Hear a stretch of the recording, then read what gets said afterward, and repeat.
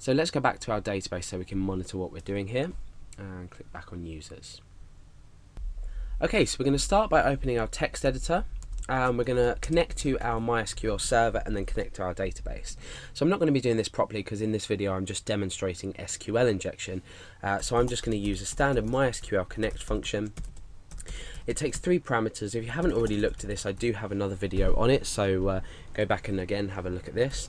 My username is root and my password is just blank, and I'm going to say MySQL select DB, and this is a_database. So let's just echo out a confirmation message here, just to check that we're connecting successfully. So let's refresh there. No, let's do that. Okay, so we've got an OK message there, so we've successfully connected to the database. Let's start creating our form. So we need to take a username and a password value, and we're doing this. I'm going to put both fields equal to text values so we can see what we're typing in our password field. So I'm going to say form action, and I need to set a property form method as well. And the form action is going to be index.php. We're going to come back to that, and the method is going to be post. Okay, so we want username, and we want to take an input, and the type is text. The name is username, and that's it. So now what we can do is say password. We'll bring this down a line, even though we're not breaking down a line, we'll just bring it down for neatness. We'll say input type is text.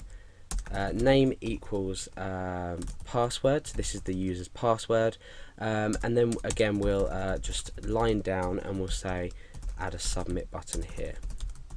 It's a very basic HTML form that we're creating. Let's just preview it in our browser, and yeah, we've got username and password, so we can type something here and we can type something here. Okay, so we can see the password. You'd usually set it to the type of password, so you can't actually see the password, but for now we're gonna set it to text so we see what we're doing.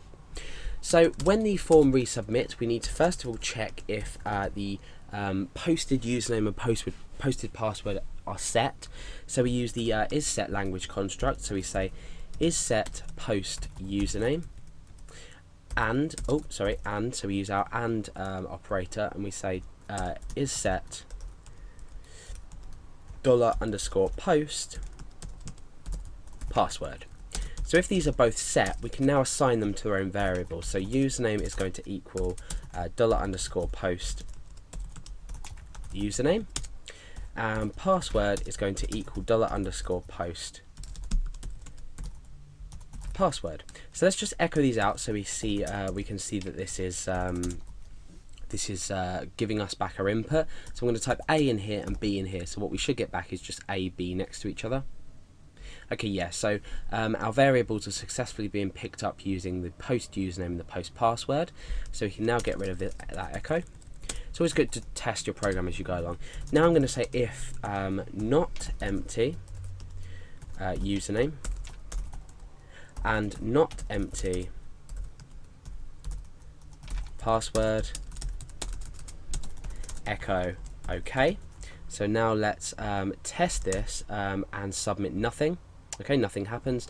Now let's test submit A and B. Click submit, OK. So we are checking, just doing some basic form validation. The username and password must exist.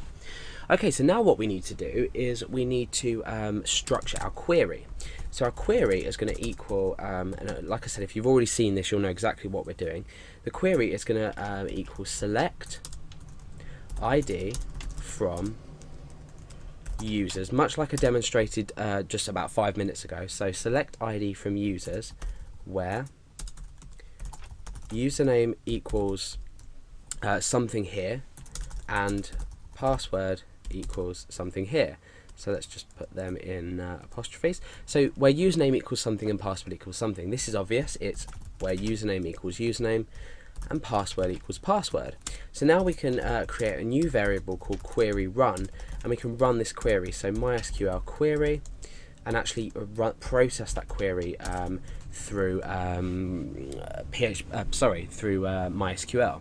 Now this is the dangerous line, because what we've done here is we've processed this query, and so far we've given absolutely no protection whatsoever to protect against SQL injection. And I'll show you in a minute. We're going to look at something inside the php.ini file, so the PHP configuration file, which doesn't automatically escape characters such as a single quotation mark. So usually when you submit data with a single quotation mark, it can automatically put a / in front of it as a security measure.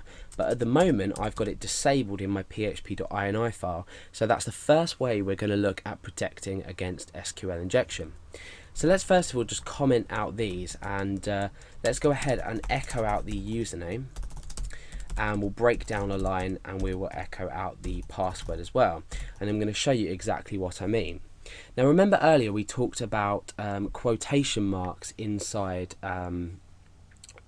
our queries, and quotation marks are deadly as far as query goes, because what people can do, like we looked at earlier, is end a specific statement, if you like, and create something else. So we can add or keywords in, and we can end different lines, or end different, like where equals, and we can end here and then start something else and then end here again, just like I demonstrated earlier.